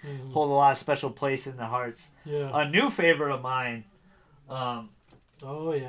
Is this one. The Evil Within. Oh yeah. The Evil Within. I know I need to pick up 2, and I've been slacking on beating this one. Interesting. They have a horror day sale.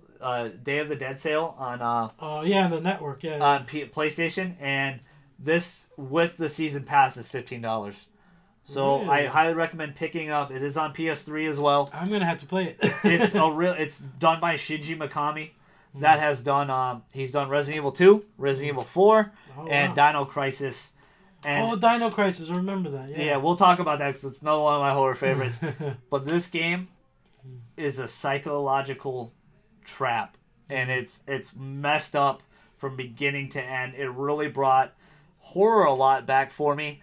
It is really messed up, especially when you first see like the Blood Witch girl. Oh my god, like if you have some Astros and great surround sound, don't play that with that. Play that. This game will freak you out, and I like that it's kind of like a psychological horror thriller because it is a big question, like what the F is going on. And man, that game does not let up. It throws you right into the pit, and you have a hell of a climb to get out. You know, another. So we talk about the horror genre and all that. I like when horror's utilized in space, like an Alien. And I gotta give a shout out to this game, Dead Space. You ever played Dead Space? That's another great Halloween favorite. Dead Space. Dead Space. The original Dead Space brought survival horror back. It did. It felt so isolated. Yeah. It felt so suffocating. Yeah. Like because you were trapped on the ship, and it's an amazing experience being lost in space like this with these terrible creatures. Yeah, terrifying. And you're just looking for your girl, your wife, your love. Then that ending. Remember what happened in the ending when you take off in the ship? I thought she was dead, right? Wasn't it? Yeah. Yeah, like that ended up being the twist which I kind of figured. Right. And he escapes, and they did it 2. 2 was really good, and then 3 kind of became a little Resident Evil with the co-op and stuff, a little too much like RE. Yeah. It had that RE feel, but 1 especially was an amazing horror experience. Yeah, 1 is definitely one of my favorites. Like, it's really, really good, well done, Mm-hmm. well written, well scripted, and a perfect example of isolation in space, because space is a creepy thing in general. Because out of all these years we lived on this planet, we still know little about the ocean, and we know very little about space. Yeah, that's why that's why Alien would probably be one of my favorite horror movies too. The original Alien. The original Alien is an amazing horror movie. A lot of people probably don't understand that as horror, but it's totally a horror movie in space. Totally. They want to say more sci-fi because it's space. Yeah, but they're being it's a horror movie. It's a horror movie. Because they're being hunted by a creature they don't know. Yeah, a creature. It's by itself. Like the effects still hold up to this day. Oh yeah, the xenomorph design is just amazing. This is another one a lot of people don't consider horror, but it is horror. It's Jaws. Oh yeah, definitely. The original Jaws made people afraid to go swimming. And we weren't around. We weren't born yet. But it made a lot of people afraid of swimming, for sure.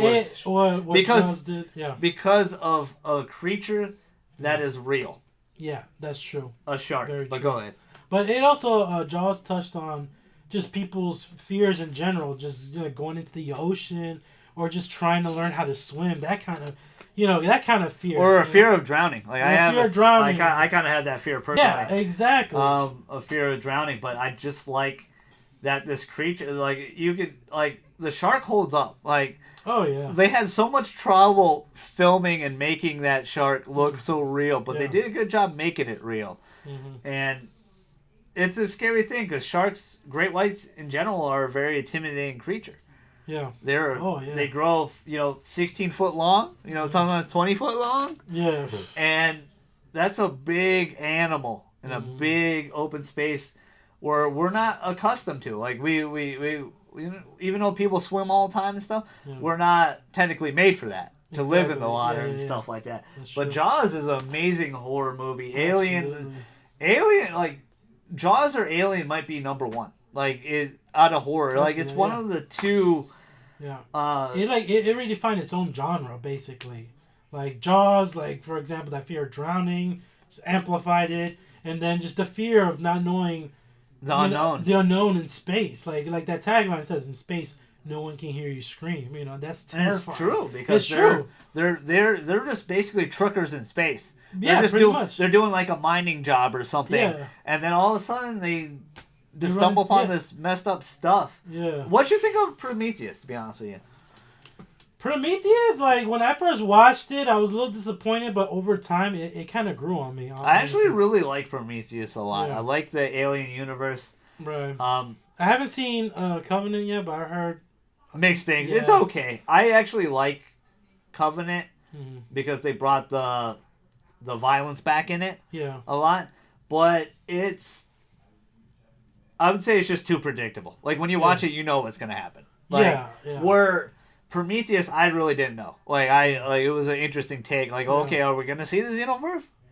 No, it ended up being a different type of creature. Yeah, it was about the jockeys, those space jockeys. The space jockeys that the Prometheans, they made us and stuff like that. I found that interesting. Yeah. It's a really interesting take because they're trying. Like, he wants to do 2 more movies before it leads up to the original Alien. So I'm interested to see how that goes. Alien, Covenant did really well. Like, it sold a lot of money. It sold well. So it made a lot of money. I'm sorry, not sold money. It made a lot of money. So it's gonna get its sequels. It was number 1 in the world for a little while. Yeah. Probably only for like a week, but it was number 1 in the world. So it did well. But it's a little too predictable, I would say. But I liked it. I liked the biomorph / you still see the xenomorph in that. Slight spoiler, but. Right. I think they should have hit that a little bit more. I think they should have hit the xenomorph a little bit more. Absolutely. Because that's the trailer kind of gave it away a little too much. Yeah, because that's what everybody came to see was the xenomorphs. And the but I like that there's like subspecies and different versions of them, and this mind frame. I won't spoil it because I want you to watch it. It's really, really good. There's so many other great like horror favorites. I mean, we could talk about Dark Souls, Bloodborne, Last of Us. I would even consider kind of a good horror. Last of Us. Actually, probably one of the most amazing. Diablo. Like I got like all three. Amazing horror favorites. That's just some of our favorite. Was there any other ones you want to touch upon before we segue out? Let's talk zombies. Okay. I'm gonna ask you first. What's your favorite zombie movie? That's a tough one. I don't know if I really have one. Oh, okay. To be honest, I gotta really think about that. Mm-hmm. I want to watch the Train to Busan, like you told me on your video. Oh yes. I want to watch that on Netflix. It's a Korean zombie movie. Yeah. And Steve and I were gonna watch it one night, and we ended up watching. We ended up watching. We ended up watching Cult of Chucky instead. And I'm like, alright, fine, we'll watch Chucky and then next night, but then we end up binge watching Stranger Things. Yeah. So we'll end the video on zombie movies and Stranger Things, and then we'll segue out of here. Because we're at a minute 15 already, if you can believe that. Ooh, Hour and 15. Like, wow. Like quick. It flies by. We're having a lot of fun. Absolutely. I appreciate Night Phase being on here. Yeah, thanks for having me, man. But my favorite zombie movie...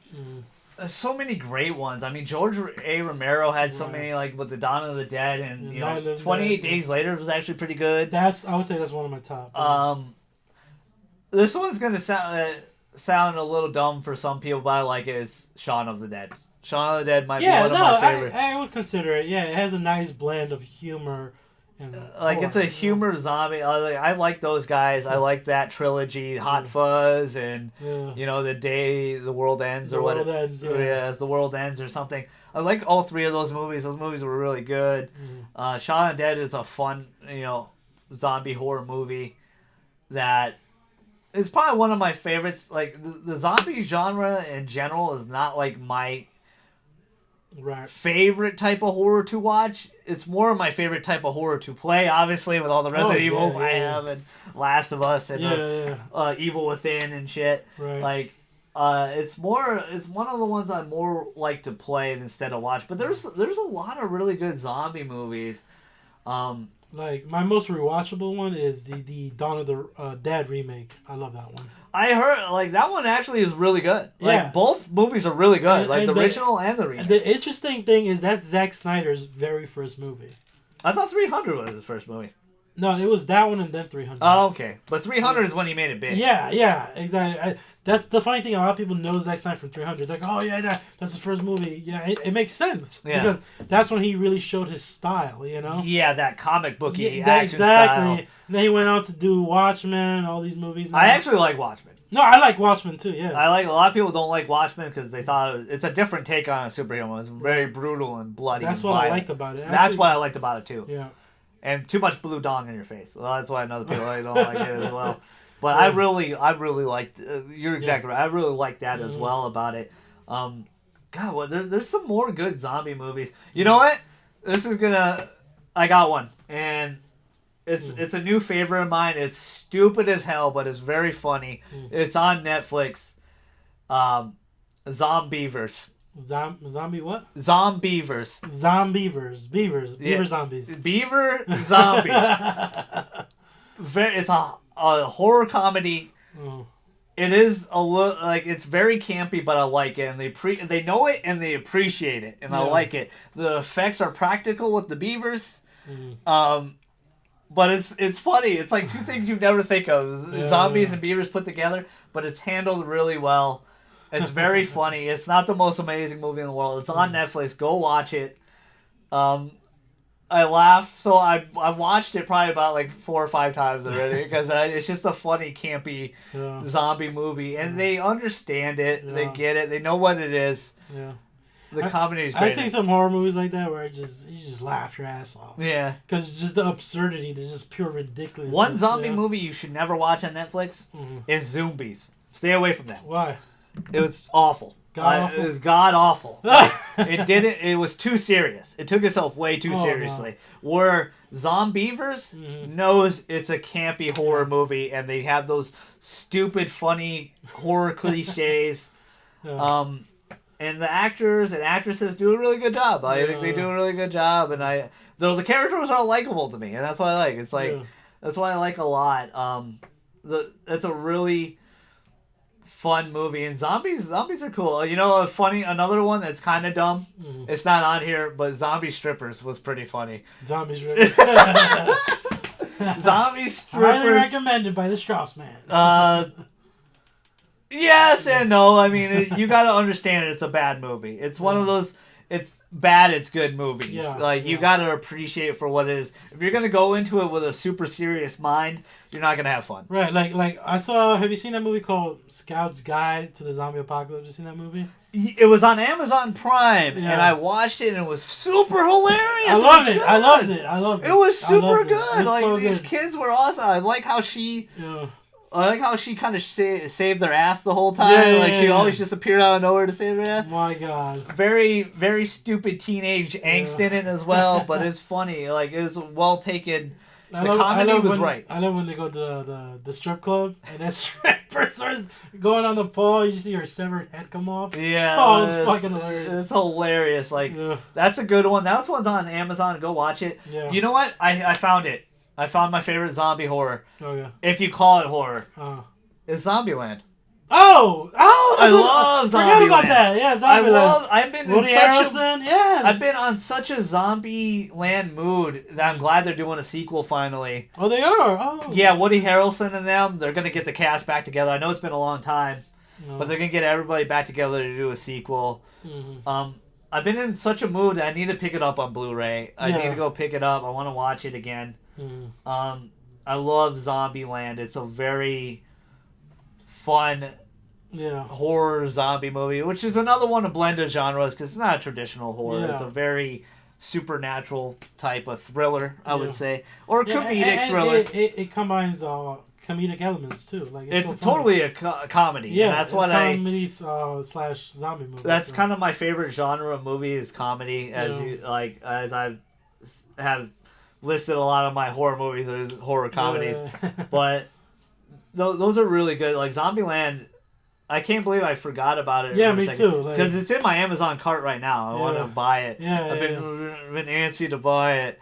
And Zombieland it's an amazing, fun movie, and it has some nice romance in it too. Like when it finally hits you in the right spot, they get fooled a little bit, but Woody Harrelson is amazing. Like he really is amazing. I really feel for him in that movie. So let's get into the ending here.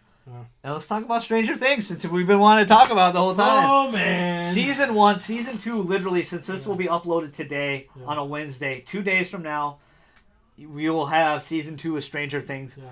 Like I said earlier in the vid, my bro Steve-O and I, we binge watched it till 5 a.m. in the morning. Yeah.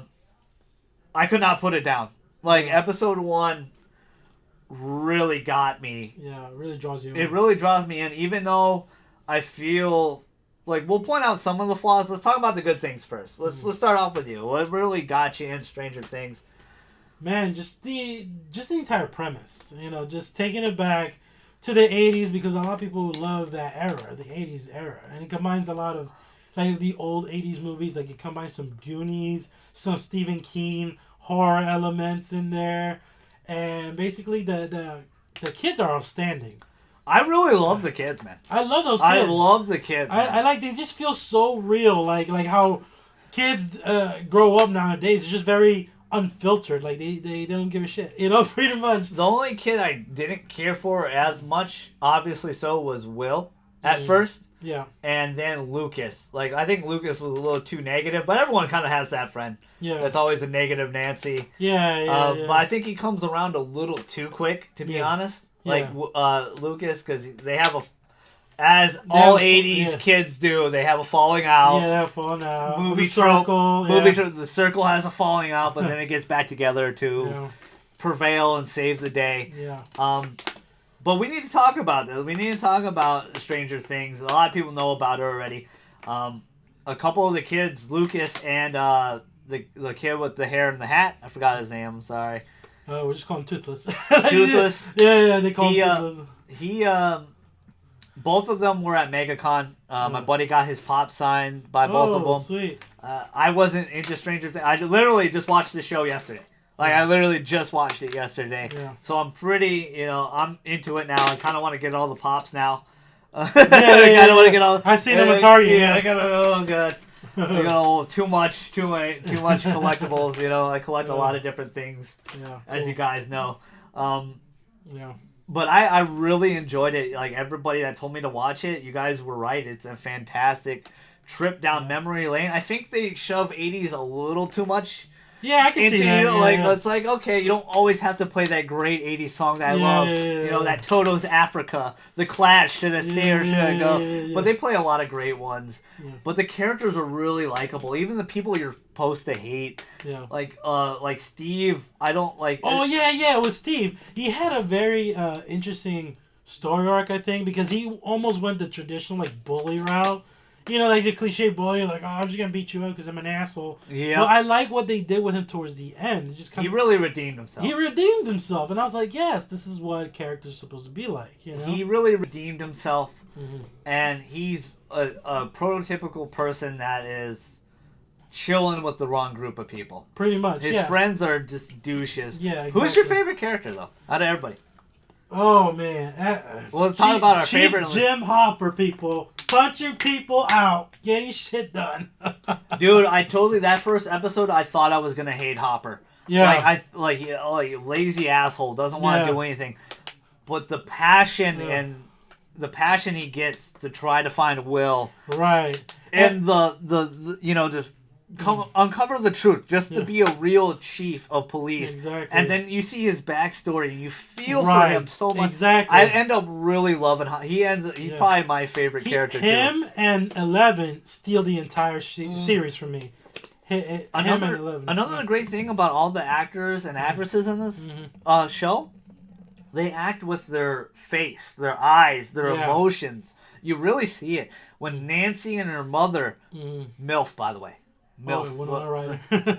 Nancy Ancy, when she didn't want to reveal her dirty secret to mom and just wanted, you knew something was wrong with her. You could see it in her eyes. And her mom's like, you can just talk to me. And she's like, can I just go? And she goes and runs off, and you see the pain in her mom's eyes. Like, scenes like that. And the well-groundedness of the show, that's what I liked about it more, about it as much as it's well-grounded. Like, it just stays where it needs to be. And you really feel for everybody. I think even Will's older brother. You see his pain. You see his pain. Yeah. Where he wants to accept, that he's gone. Yeah. But he comes back around and they fight. Like, even the creature, the Demogorgon, was amazing. Oh, man, it was so good. It was amazing. Yeah. Who was your dislike character?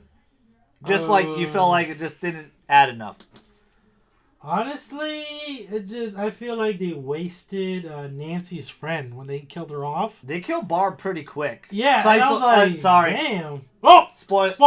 we're gonna say spoilers probably. We're gonna talk about it because we're gonna do a spoiler cast for season 2. Yeah. I'm gonna wrangle him up and somebody else, and we're gonna have some fun. So spoilers throughout. Yeah, spoilers throughout. So go ahead. Yeah, sorry about that.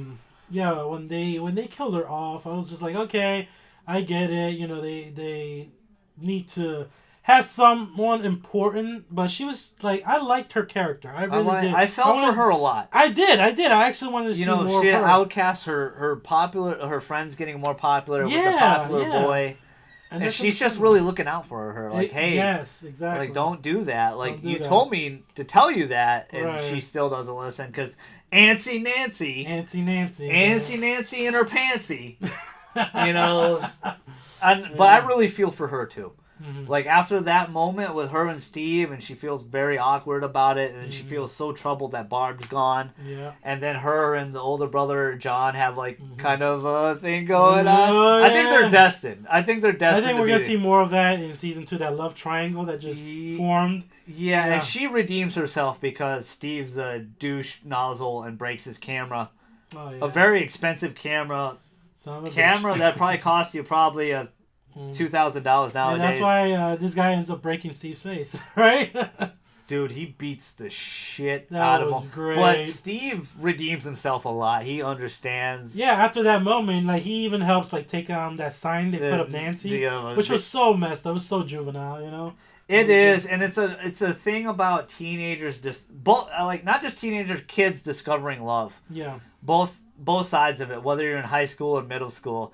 Yeah. Discovering, love for the first time, finding someone you really connect with, or you think. But it's also the art of peer pressure and being a dumb kid, a dumb, stupid kid, and living some of those memories and coming down into peer pressure. And, even John feels really hurt because I think at first he really, he really connects with Nancy. Then he kind of, gets a little peepee a little bit, like a little peeping Tom action. A little peepee, like a little peepee a little bit, and then they have those awkward stares together, and they have a really nice moments together because Nancy feels after it could be a strange thing after you do that for the first time, with that particular person, and then she feels so different at school, like she feels like everyone's looking at her a different way, and because Steve has a past of being a lady slayer, having some fun with other ladies. Yeah, exactly. And there's nothing wrong with that. But the biggest thing about being a couple is the past doesn't matter. Yeah. Like when you learn to start loving somebody, you don't care about their past. You care about you guys' future together. Yeah. But Nancy doesn't understand that yet because they're dumb, stupid kids. Like, they don't know. Like, they don't know. Exactly. And she, peer pressure and kids being stupid, writing that stupid sign. Yeah. The kids I probably disliked the most and I feel like didn't bring anything to the story was Steve's buddies. The chick and the dude. Oh, yeah. Like, they're so forgettable. Yeah, they're just so forgettable, whatever. I kind of wish the Demogorgon kind of ate them. They're really mean-spirited people. Like, they're really mean. And Steve, I'm glad Steve kind of comes to the revelation and gets a lot of it. And for a character that basically says nothing, 11 does really steal the show. She's amazing. And it's because of this. Her eyes, her emotion. I was just going to say that. She does so much with her facial expressions. Like, she doesn't have to say anything to convey such emotion. She was very cute when they put the wig and dress on. Very cute. Like, and you can tell Mike was, Mike and 11. Oh. What was that thing that he said, like, next time I see you, I want to take you to that snowball dance or whatever? I want to see that in season 2. So make that happen. It's going to be interesting how much these kids grown in a year. Yeah. Because they all look, like, even in It, like, the character that, Finn Wolfhard, that plays Mike, and he plays Richie in It, he looks much older than that. He does. In It. Yeah, he does. So it's, like, in this series, it's going to be interesting. Like, even 11, like, when I didn't recognize her at all in the trailer. Yeah. Until you pointed it out. Like, that's a lot. I'm like, wait, what? Yeah. It might be because it's a different wig, but you can tell she's a little bit older now. Exactly. She's... These kids, they grow, man. The kids grow fast, man. It's the art of growing. Look at Carl, Jesus, from The Walking Dead. Yeah. Have you seen how he looks? His hair is, like, up to his knees. Like, he's they're all growing up now, and they're growing quick in front of us, which is an interesting part of being a child actor. We get to see them grow up while we're watching the seasons. That's cool. But they were probably my most disliked characters for sure. Yeah. Hopper definitely was. I really disliked Winona Ryder. Oh, you didn't like her performance? No, I liked it. Okay. At first, it was just, you're an overprotective mom. Right. But then when you just see that, that Will might be alive. I like how her character, how she isolated herself, and they made her look like the crazy lady of the town. Like, she's just, it's all in her mind, That first couple episodes, I didn't feel for her. Right. But after that, I did. When she grabbed those lights, and she talks to Will, she puts them everywhere. That's when it started getting interesting. Like, to me, it was interesting from the beginning. No, but it just got heightened when I would have to say when episode 3, the end of episode 3 has such an emotional impact.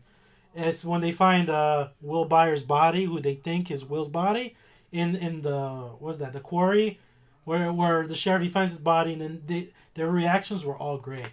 Like Mike, he just gives up. He takes it out on 11. And, even when... that scene was all too real for me. Yeah, that's why it hit me hard, man. That scene was all too real when he just takes it out on 11. Yeah. it reminded me of a summer when I spent this last summer. I spent a lot of time with a particular person. We'll keep it off camera, but it really hit me hard because because they had a falling out for like no reason of an overreaction.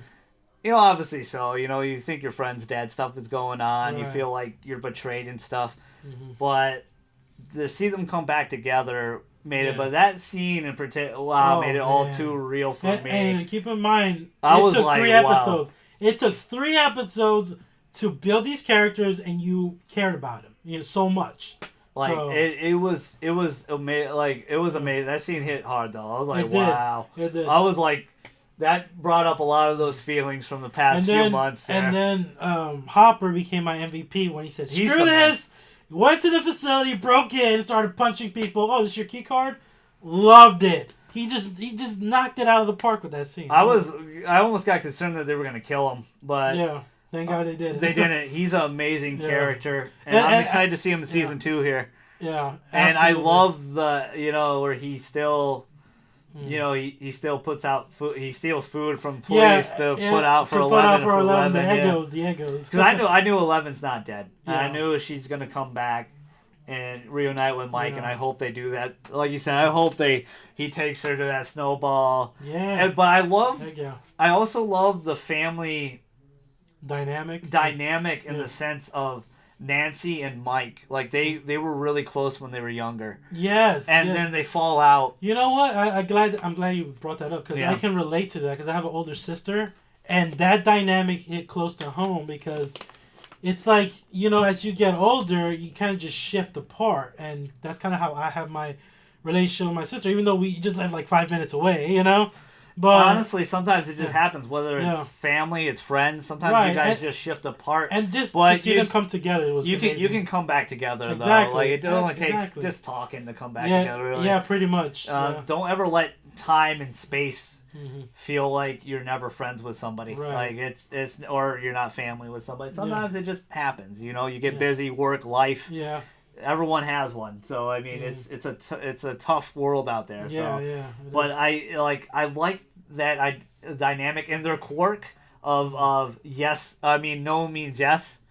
Where it's like, oh, so you like John now? No. Oh yeah. You like 11? Yeah. No. Yeah. I like they clearly do. They both clearly both do. Even though she still stays with Steve, and I think Steve's actually it's another case of don't judge a book by your cover because he's the popular kid with the Lady Slayer because because Steve's like, oh, this kid's such a douche. I'm like, dude, I don't know, I think he just has a bad past, a bad rep, that's it.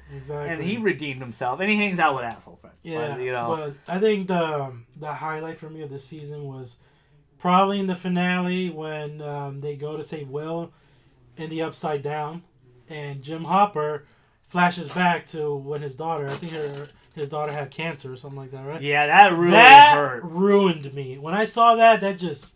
To be honest, though, this is one little gripe. Will should have been dead.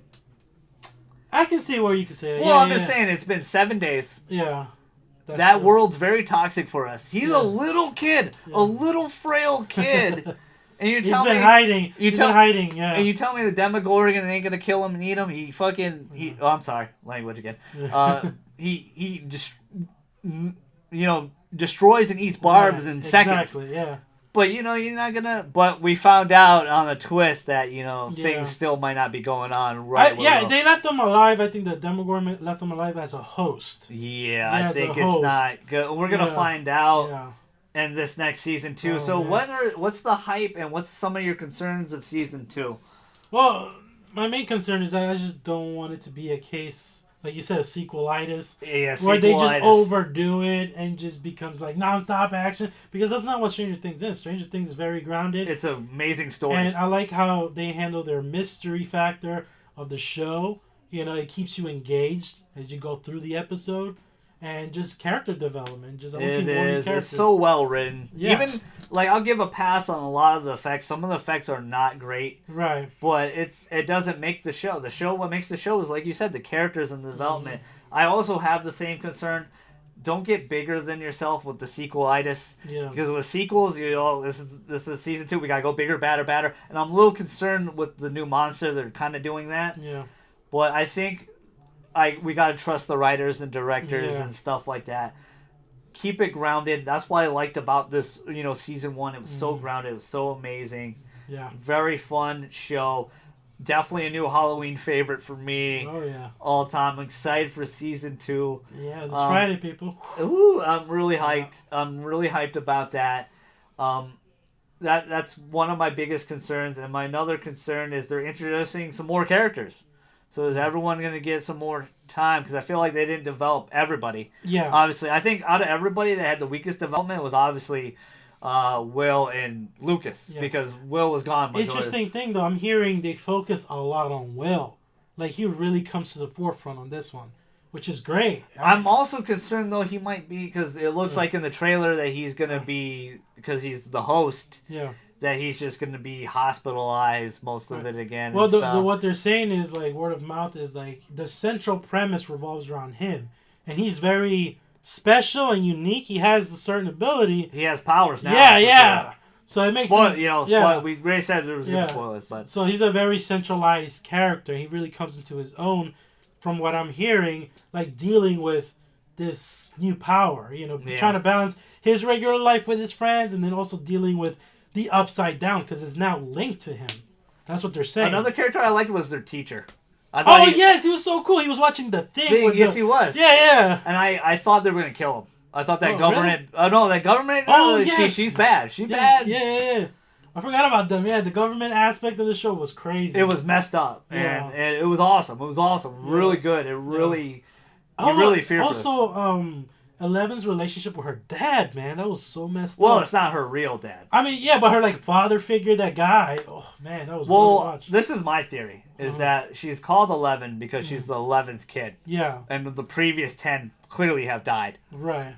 So that's what I think. She's 11, and she's the 11th kid with powers.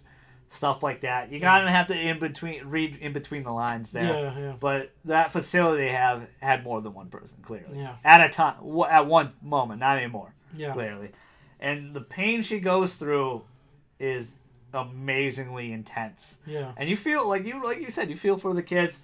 Hype for season 2. We said some of our concerns. Yeah. Definitely subscribe, like, comment to my boy's channel, Night Phase here. I'll leave the link below. I appreciate his time. It was so much fun having you on. Man, did you have fun? Absolutely. We did an hour and 46. An hour 46. It was movie length, people. I appreciate you, man. Yeah, thanks, Strauss, man. GG. You already know. Subscribe to this guy. This guy's awesome. I really appreciate you guys. We'll have some spoiler cast coming up for Jigsaw and Stranger Things Season 2. Absolutely. Definitely go to my man's channel. He's the homie. Really appreciate him. Thanks, man. We had a lot of fun with our first official Golden God and Friends Halloween episode podcast. Yep. Episode 10. I know I've been slacking a little bit. But I feel like the news hasn't been as prominent as it has been now. We're reaching the end of the year. But we're getting into the good stuff. The podcast will keep going. Thank you guys so much. This is your fella, Straussman the GG. Night Phase. We outie. That's right.